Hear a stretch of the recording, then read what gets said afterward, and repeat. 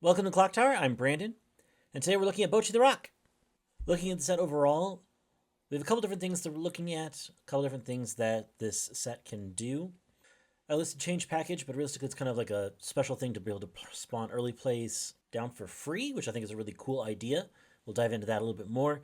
There's experience condition for our deck that's required for our level 1 combo, so we got to pay attention to that.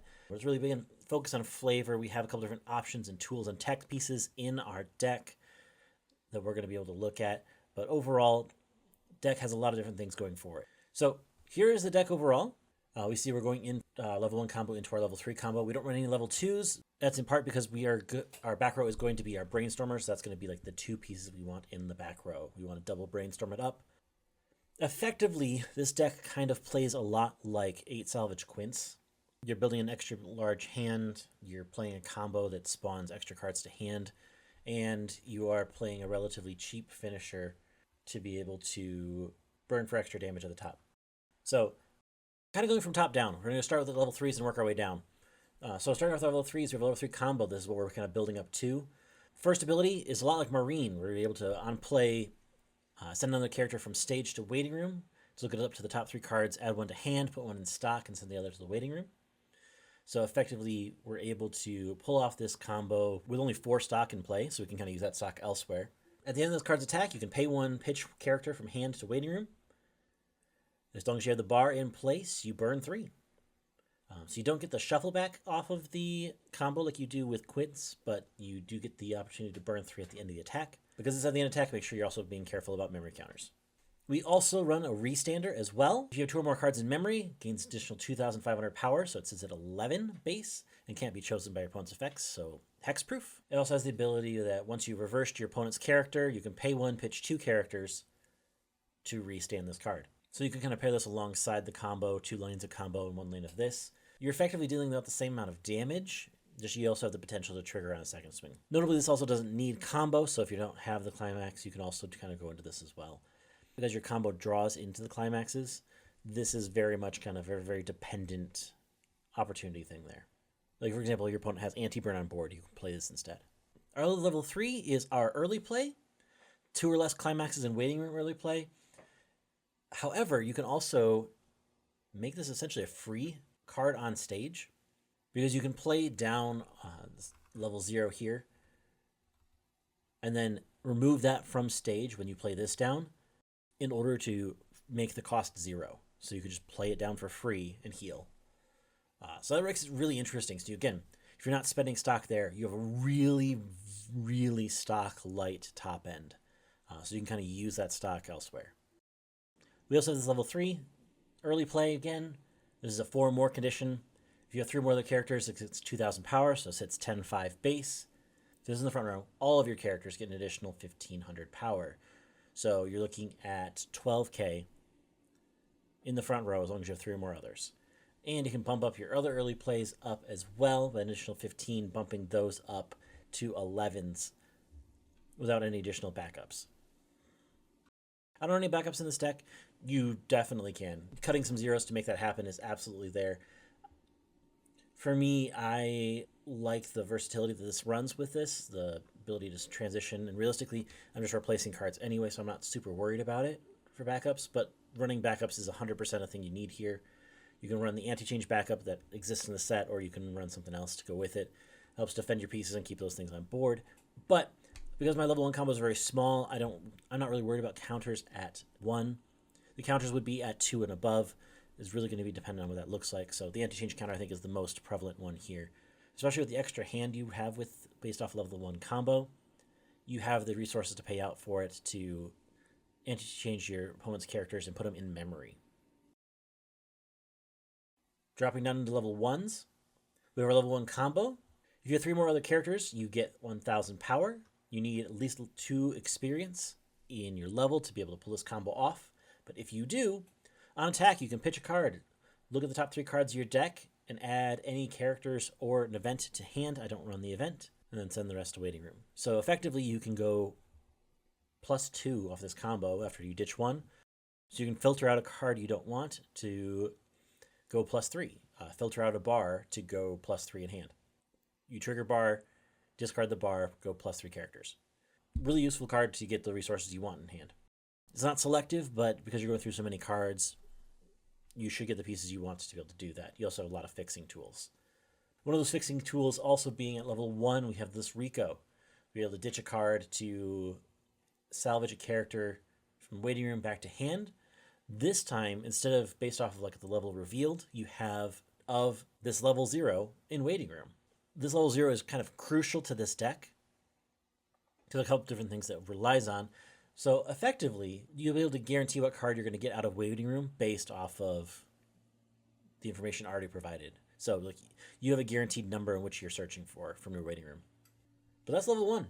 So basically, their pieces are either enablers, healers, stabilizers, or combos to be able to get you to the end game and then close out the end game. Looking at our zeros. Our staple 0 is the on-reverse Rize as well as an on-reverse Stock Bomb. So it removes level 0s from the field. It also, on-reverse, can help mill through your deck a little bit faster. Staple card because so much of the deck relies on these things. It's a 4 of instantly. Brainstormer is another 4 of at 0. Increase hand size by 1. You want 2 Brainstormers in the back row. You want your hand size to be 9, so that way you can get the extra cards at 1.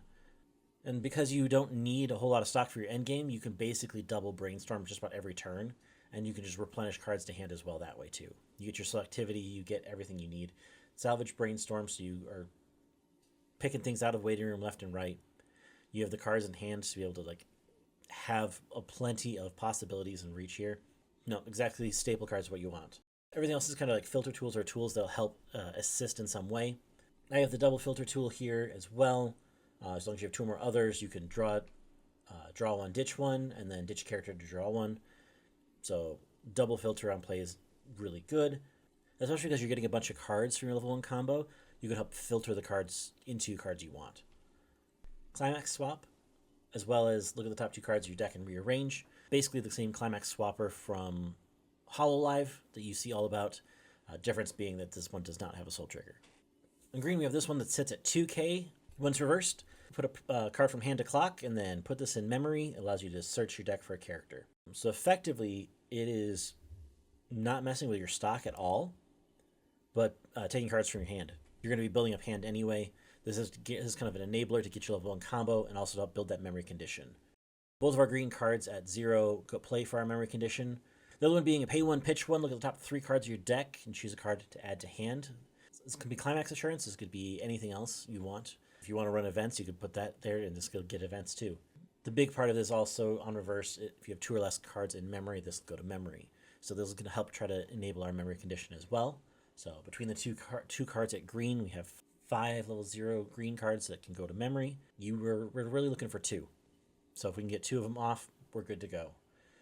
This is also just additional pieces to be able to help dig a little bit further at our end game if we need to for pieces. Our red zeros.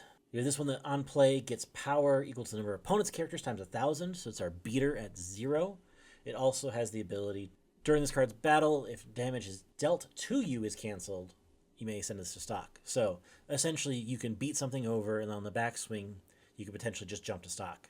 Definitely, again, another stock charge, beater, and then goes away, so you're not even necessarily negging for the initial power pump over. You could potentially plus board and then plus stock. So really interesting card. I think it's definitely worth the 4 of here, in part because you also want to make sure that you have a lot of red for later, especially if you don't get the red in your experience for 1. You want this in your clock relatively quickly. We also then run 4 of this one as well. This is our essentially Aqua Ricky, right? The pay 1, clock yourself to look at the top 2 cards of your deck and add up to 2 characters from them and add them to your hand. Get another way to plus cards pretty quickly. Conversion of stock into cards. Pay 1, clock self when it goes to waiting room. So you could also play over this card to make that effect go off. You have a lot of different tools here at 0 that ultimately make the deck function and go. Again, overall, this deck is very similar to 8 Salvage Quints. If you liked that playstyle then, you're playing basically the same deck now. This is just a very basic version of the deck. You could definitely tech this out a little bit more. Drop some of the 4-ofs into more specific numbers. I like the bigger 4-ofs here, only just because our combo is not as selective. So we can more likely to pick into some of the zeros that we want to either change into other cards we want or allow us to potentially loop our climax. So we have some different options here. But that's really it. That's really the deck. Looking forward to the set coming out next week. Is this going to be super impactful on the meta? Probably not. I think it's probably just going to be, realistically, about the same tier that the Salvage Quince is right now. We're not really going to see this in Springfest because of the time frame of this, so the question will be, will we see this in fall? And the answer is, we'll see. I think part of it's going to depend on what happens during the summer. If there's a ban list of some kind, that could change things up and make this a little bit more relevant. But for right now, I don't think we're going to see too much of this in the fall.